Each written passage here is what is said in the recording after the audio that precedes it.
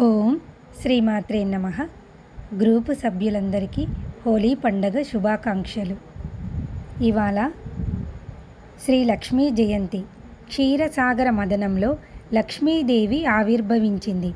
ఆవిర్భవించగానే కేవలం ఆవిడ చూపుల చేత లోకములన్నిటికీ ఐశ్వర్యమును ఇచ్చింది.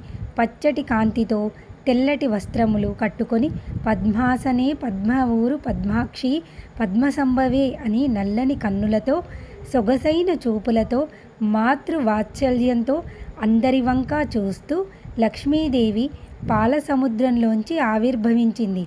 అమ్మవారి చూపులు ఎంతవరకు పడ్డాయో అంతవరకు దరిద్రములు అన్నీ తొలగిపోయాయి. అందరూ ఆనందమును పొందారు. లక్ష్మీదేవి ఆవిర్భావ ఘట్టం ఎవరు వింటారో వారికి కొన్ని కోట్ల జన్మల నుండి వెంటబడిన దరిద్రం నశిస్తుంది. ఇది పరమ యథార్థం.